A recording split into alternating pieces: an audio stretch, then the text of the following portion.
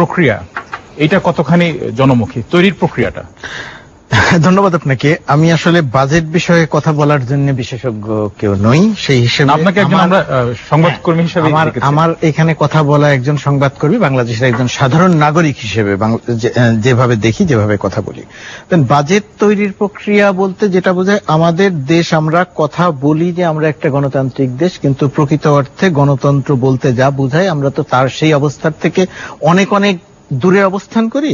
তো সেই দূরে অবস্থান করার কারণে শুধু বাজেট নয়, আমাদের যে কোনো কিছুই সিদ্ধান্ত নেয়ার ক্ষেত্রে সাধারণ জনমানুষের যে সম্পৃক্ততার একটি ব্যাপার থাকে, সেটি কোনো ক্ষেত্রেই হয় না। ধরেন আপনার রাস্তাঘাট থেকে শুরু করে ট্রান্সপোর্ট সিস্টেম থেকে শুরু করে সবকিছুতেই আপনি যে সমস্ত গণতান্ত্রিক দেশের যে প্রশ্নটি করলেন, গণতান্ত্রিক দেশগুলোতে জনগণের এক ধরনের মতামতের গুরুত্ব দেওয়া হয়, কিন্তু আমাদের এখানে সেই মতামতের ওই অর্থে তেমন কোনো গুরুত্ব নেই।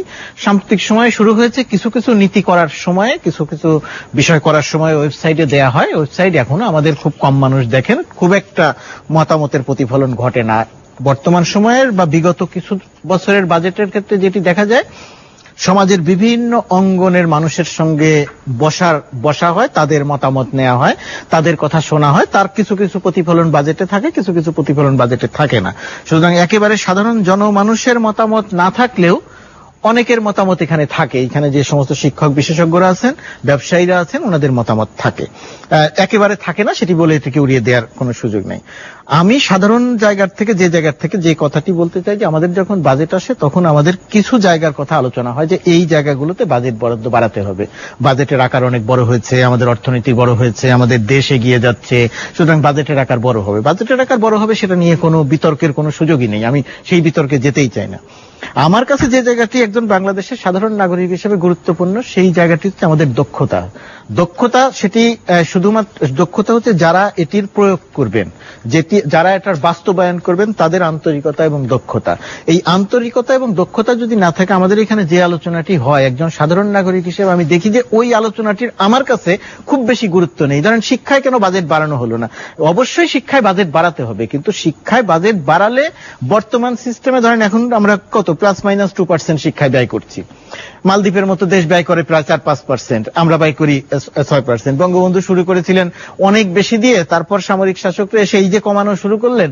আমরা সামরিক শাসকের সারাক্ষণ সমালোচনা করি, কিন্তু তাদের নীতির থেকে আমরা সরে আসছি, ওই ধারাতে আমরা রয়ে যাচ্ছি, শিক্ষার বাজেট শুধু কমিয়েই যাচ্ছি। কিন্তু আমি যে জায়গাতে কথা বলছি যে দক্ষতা, ধরেন শিক্ষায় বাজেট আপনি বাড়িয়ে দিলেন, বর্তমানে যে সিস্টেমে শিক্ষা চলছে সেই সিস্টেমে শিক্ষায় আপনি 2% থেকে 50% করেন শিক্ষায়, কোনো লাভ হবে না, কোনোটা পাবে না। একটা উদাহরণ দিই, দেখেন কৃষি বাজেট বাড়ানোর কথা বলি আমরা, কৃষির কিছু কিছু ক্ষেত্রে তো কাজ হচ্ছে, না হলে আমরা স্বয়ংসম্পূর্ণ হলাম কিভাবে খাদ্যে? না হলে আমার কৃষক উৎপাদন করলো কিভাবে? কৃষকের কাছে আমি সার পৌঁছতে পেরেছি, কৃষকের কাছে আমি বীজ পৌঁছতে পেরেছি, এটি সরকারের সাফল্য।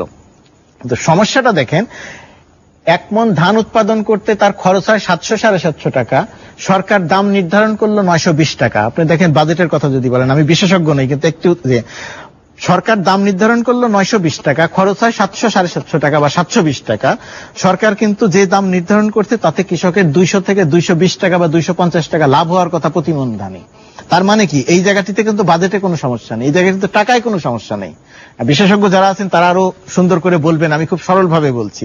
তো একজন কৃষককে কি আপনি আজকে পর্যন্ত দেখাতে পারবেন যে সে আজকে পর্যন্ত, আপনি অনুসন্ধান করেন, গবেষকরা গবেষণা করুক, রাজনীতিবিদ আছেন, একজন এমপি আছেন, জনগণের প্রতিনিধি, কেউ কি বলতে পারবেন যে 920 টাকায় আজকে পর্যন্ত একজন কৃষক 400 থেকে 600 টাকা একজন কৃষক 1 মণ ধান 920 টাকায় বিক্রি করতে পেরেছেন?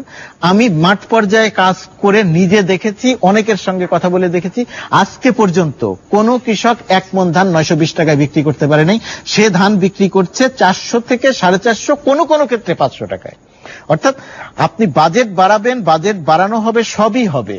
আপনি যদি নীতি ঠিক না করেন, আপনি যদি আপনার নিজের আন্তরিকতার জায়গাটাতে ঠিক না হন, আপনি যদি আপনার দক্ষতার জায়গাতে বৃদ্ধি না করেন, দক্ষতা নিয়ে আমি পরের অংশে আরো অনেক কিছু বলবো, দক্ষতার জায়গাতে যদি বৃদ্ধি না করেন, তাহলে আমরা এই বাজেট নিয়ে আগে যে আলোচনা করি, বাজেটের আগে যে আলোচনা করি, আপনি যে আলোচনা করছেন, বিশেষজ্ঞরা যে আলোচনা করছেন, খুব একটা ফলপ্রসূ কোনো আলোচনা হবে বলে, ফলপ্রসূ সাধারণ জনমানুষের কাছে ফলপ্রসূ হবে বলে আমার কাছে মনে হয় না। অনেক ধন্যবাদ জনাব ফরহাদ হোসেন। অর্থ মন্ত্রণালয়